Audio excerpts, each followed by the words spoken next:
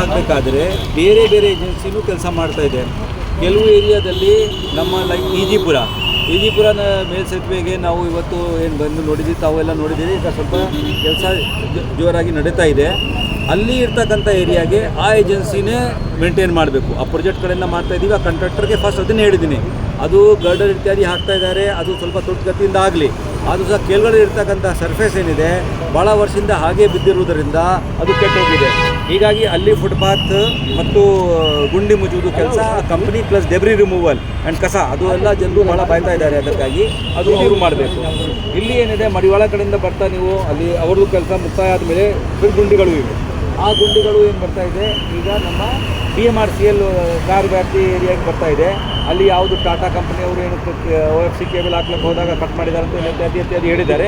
ಈ ಎಲ್ಲ 4 ಕಡೆಗೆ ಸರ್ವಿಸ್ ರೋಡು ಮತ್ತು ಈ ಜಂಕ್ಷನ್ನಲ್ಲಿ ಇರ್ತಕ್ಕಂಥ ಗುಂಡಿಗಳು ನಮ್ಮ MD ಸಾಹೇಬರು ಜವಾಬ್ದಾರಿ ತಗೊಂಡಿದ್ದಾರೆ, ಅವರು ಸರಿ ಮಾಡ್ಕೊಳ್ತಾರೆ. ಇಲ್ಲಿ ಏನು ಭಾಳ ದಿವಸದಿಂದ ನಮ್ಮದು ವಿಚಾರ ನಡೀತಾ ಇದೆ.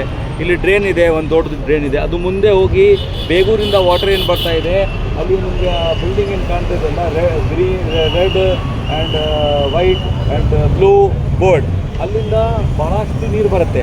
ಆ ನೀರಿಗೆ ಇದು 1.5 ಮೀಟರ್ ಏನು BMRCL ಹಿಂದೆ ಮಾಡಿದ್ದು ಅದು ಸಾಲ್ತಾ ಇಲ್ಲ.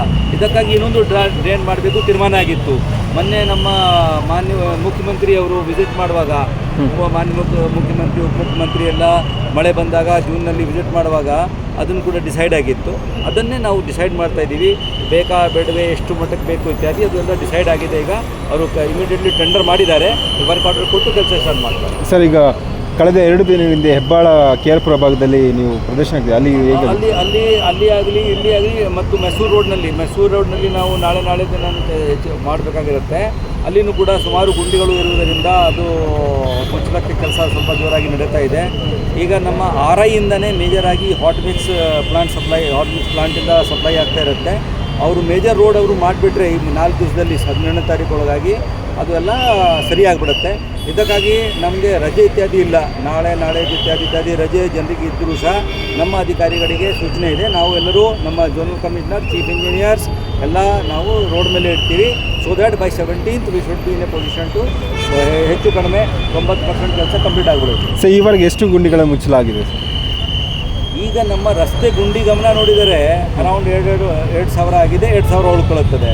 ಆದರೆ ಕೆಲವು ಸಲ ನಾವು ಕೆಲಸ ಮಾಡುವಾಗ ರಸ್ತೆ ಗುಂಡಿ ಗಮನ ಬಿಟ್ಟು ಜಾಸ್ತಿ ಮಾಡ್ತಾಯಿದ್ದೀವಿ. ಯಾಕೆಂದರೆ ಅಲ್ಲಿ ಜನರು ಏನು ಫೋಟೋ ತಗೊಂಡು ಹಾಕಿದ್ದಾರೆ ಅಷ್ಟು ಮಾತ್ರ ಇದೆ. ಇಲ್ಲಿ ನಾವು ಸ್ಪಾಟ್ಗೆ ಬಂದಾಗ ಜಾಸ್ತಿ ಕಂಡು ಬರ್ತಾ ಇರುತ್ತೆ, ಮಾಡ್ತಾ ಇರ್ತೀವಿ. ಹೀಗಾಗಿ ನಾವು ನಮ್ಮ ಲೆಕ್ಕ ಪ್ರಕಾರ ಅದಕ್ಕಿಂತ 4,000-5,000 ಗುಂಡಿಗಳು ಮಾಡಿರ್ಬೋದು.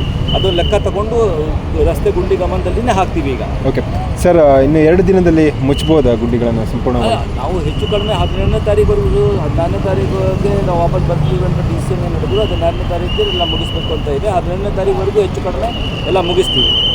ಆಮೇಲೆ ದಿನನಿತ್ಯ ಬರ್ತಾ ಇರುತ್ತೆ ಗುಂಡಿಗಳು, ಅದು ಚೆಕ್ ಮಾಡ್ತಾ ಹೋಗೋಣ. ಸೊ ನಾಳೆ ರಜೆ ಇಲ್ದಂಗೆ ಅಧಿಕಾರಿಗಳು ಫೀಲ್ಡ್ಗೆ? ಹೌದು. ನಾಳೆದು 14ನೇ ತಾರೀಕು ಎಲ್ಲ ರಜೆ ಇಲ್ಲ ನನಗೆ.